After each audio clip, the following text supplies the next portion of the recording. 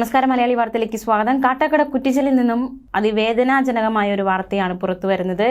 +1 വിദ്യാർത്ഥിയെ സ്കൂളിൽ തൂങ്ങി മരിച്ച നിലയിൽ കണ്ടെത്തി. Kuttichal vocational higher secondary school വിദ്യാർത്ഥി കുറ്റിച്ചൽ എരുമക്കുഴി സ്വദേശി ബെൻസൺ എബ്രഹാമിനെയാണ് ഈ ഒരു സ്കൂളിനുള്ളിൽ തൂങ്ങി മരിച്ച നിലയിൽ കണ്ടെത്തിയത്. ഇന്നലെ വൈകുന്നേരം മുതൽ വിദ്യാർത്ഥിയെ കാണാനില്ലായിരുന്നു. ബന്ധുക്കൾ ഈ കുട്ടിയെ കണ്ടെത്താനുള്ള അന്വേഷണം നടത്തിക്കൊണ്ടിരിക്കുകയാണ്. അതിനിടയിലാണ് മൃതദേഹം കണ്ടെത്തിയത്. സ്കൂളിൽ പ്രോജക്റ്റ് സബ്മിറ്റ് ചെയ്യേണ്ട ദിവസമായിരുന്നു ഇന്ന്. അതിന്റെ തലേ ദിവസം തന്നെ കുട്ടി ആത്മഹത്യ ചെയ്തിരിക്കുന്നു. ഇതിലെന്തെങ്കിലും ദുരൂഹതയുണ്ടോ എന്നൊരു സംശയം കുടുംബം മുന്നോട്ട് വയ്ക്കുന്നുണ്ട്. പോലീസ് സ്ഥലത്തെത്തി ഇൻക്വസ്റ്റ് നടപടികൾ തുടങ്ങി. കുട്ടിയെ കാണാനില്ല എന്ന് ബന്ധുക്കൾ ഇന്നലെ പരാതി നൽകിയിരുന്നു. ഇന്ന് രാവിലെ 6 മണിയോടെയാണ് ഈ മൃതദേഹം കണ്ടെത്തിയിരിക്കുന്നത്. എന്താണ് സംഭവിച്ചത്, മരണ കാരണം എന്താണ് എന്നതടക്കമുള്ള കാര്യങ്ങളിൽ ഒരു വ്യക്തത വരേണ്ടതായിട്ടുണ്ട്. അതേസമയം നമുക്ക് മറ്റൊരു വാർത്ത നോക്കാം. അതായത് മലപ്പുറത്ത് നിന്ന് പുറത്തു വരുന്ന ഒരു വാർത്തയാണ്. മകന്റെ മരണത്തിൽ ദുരൂഹതയുണ്ടെന്നും മകന്റെ ഭാര്യയുടെ പങ്ക് അന്വേഷിക്കണമെന്ന് ആവശ്യപ്പെട്ട് മാതാപിതാക്കൾ രംഗത്ത് വന്നിരിക്കുന്നു.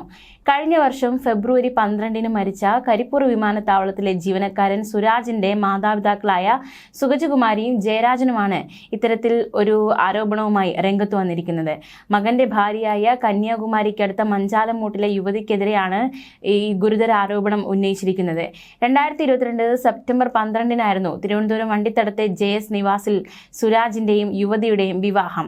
വൈകാതെ ഇരുവരും തമ്മിൽ അസ്വാരസ്യങ്ങൾ ഉണ്ടായി.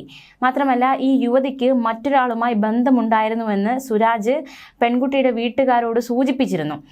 എതിർത്ത് പറഞ്ഞാൽ, അതായത് ഇതിനെതിരെ സംസാരിച്ചാൽ ഗാർഹിക പീഡനത്തിന് പരാതി നൽകി ജയിലിലാക്കുമെന്ന് യുവതി ഭീഷണിപ്പെടുത്തി. വിവാഹം കഴിഞ്ഞ അടുത്ത ദിവസങ്ങളിൽ തന്നെ സ്വത്തുക്കൾ സുരാജിന്റെ പേരിലേക്ക് എഴുതി നൽകണമെന്ന് യുവതിയും കുടുംബവും ആവശ്യപ്പെട്ടിരുന്നു.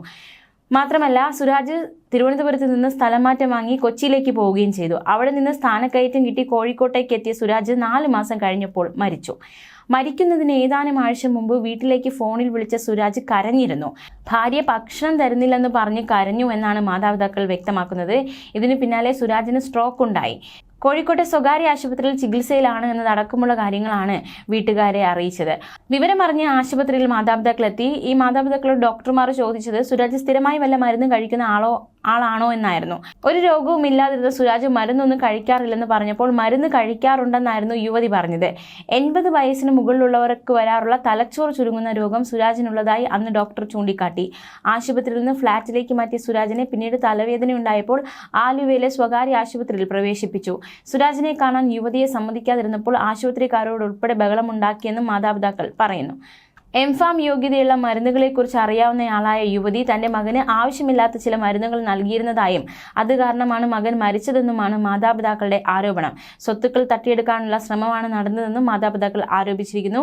യുവതിക്കും കുടുംബത്തിനുമെതിരെ നടപടിയെടുക്കണമെന്നാണ് കുടുംബത്തിന്റെ ആവശ്യം. മൃതദേഹം ദഹിപ്പിച്ചതിനാൽ എങ്ങനെയാണ് പോസ്റ്റ്മോർട്ടം നടത്തി അന്വേഷണം നടത്തുക എന്നാണ് കരിപ്പൂർ പോലീസ് സ്റ്റേഷനിൽ പരാതിപ്പെട്ടപ്പോൾ കിട്ടിയ മറുപടിയെന്നും കുടുംബം പറയുന്നു. സംഭവത്തിൽ മുഖ്യമന്ത്രി, ചീഫ് സെക്രട്ടറി, പോലീസ് സൂപ്രണ്ട് തുടങ്ങിയവർക്ക് പരാതി നൽകിയെങ്കിലും നടപടി ഉണ്ടായില്ലെന്നും കുടുംബം ആരോപിച്ചു.